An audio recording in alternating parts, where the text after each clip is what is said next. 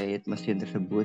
Cuman saya rasa tiap departemen itu belum maksimal untuk mengirimkan ke seksi TPM.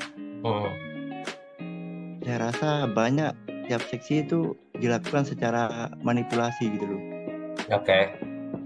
Nah, ini yang saya tanyakan, gimana cara ngebentuk itu rasa secara peduli mesinnya itu. Soalnya selama berjalannya waktu kan ini udah berjalan lama. Cuman saya rasa saya baru join itu belum maksimal Pak Haji. Belum maksimal. Sebenarnya ada lagi dari top manajemen gitu. Ada lagi Mas Bogi? Udah itu aja Pak Haji. Saya coba jawab ya. Sebenarnya tadi mirip kasusnya dengan yang pertanyaan Mas Bogi. Bagaimana kita mengubah dari abai jadi peduli? Kalau saran saya sih ya, satu, mereka jangan suruh ngasih penilaian TPM dalam bentuk KPI ya, kayak dia penilaiannya kayak checklist atau gimana? Kalau penilaiannya itu ada skor. Ada skornya, juga ada itemnya, kayak misal nih rotating equipment-nya kayak pompa gitu. Nah itu dinilai, ada visual kayak visual manajemen, terus pattern, lubrikasi. Pakai dilihat atau ngecek pakai alat gitu ya. Iya, kemudian dicari yang abnormality-nya itu Pak Haji. Ketika emang ada area yang tidak sesuai itu di checklist, berarti belum mencapai gitu. Nah ini mas saran aja ya. Jadi kalau menurut saya tadi prinsipnya kegiatan improvement apapun itu fokusnya kita harus kasih manfaat dulu ke mereka.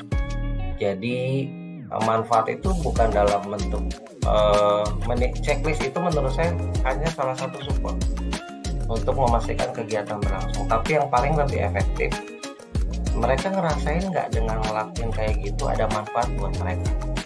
Contoh, kalau kasus di saya tadi, ketika saya minta operator ngelakuin pembersihan mesin sendiri, dikasih alatnya, saya nggak bikin checklist tuh bahwa mereka udah dibersihin belum poin ini poin, enggak.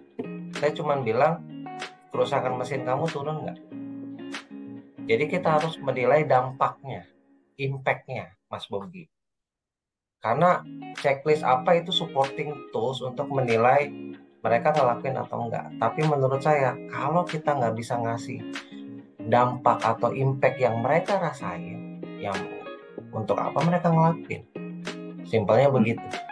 Jadi kita harus cari dampaknya dengan kegiatan TPM itu yang terukur ya, khususnya yang berhubungan dengan KPI orang produksi. Sekarang KPI orang produksi di tempat Mas Bogi ya, dinilai orang produksi itu nggak diomelin, itu mereka berdasarkan apa?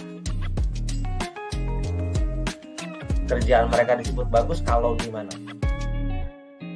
Lebih ke proses, di hasil prosesnya. Hasil kan. Menurut saya hampir semua industri itu sama. Kalau ngomong orang produksi pasti targetnya dapat nggak, outputnya dapat nggak, efisiensinya dapat nggak, produktivitas dapat nggak. Nah, kaitin pemeliharaan mesin, perawatan mesin ke itu.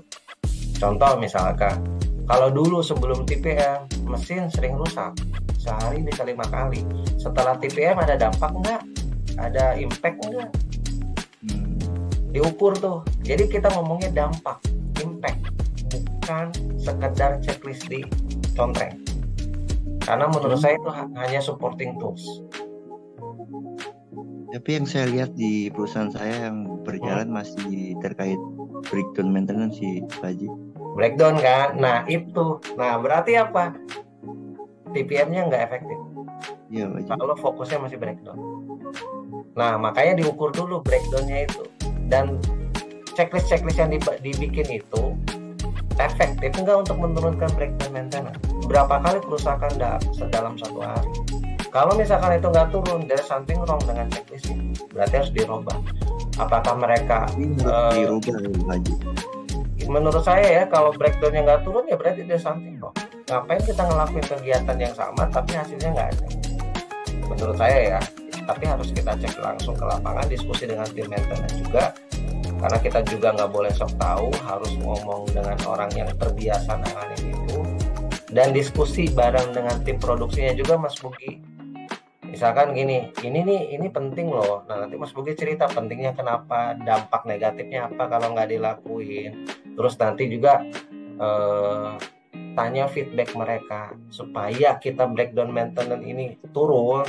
Kita harus ukur nih breakdown maintenance ini berapa dalam sebulan, berapa menit, waktu yang hilang berapa. Tadi saya di awal bicarakan kenapa kita ngelakuin TPM, karena ada potensi output yang hilang ketika mesin tidak dirawat dengan baik. Jadi output tadi itu KPI-nya orang produksi.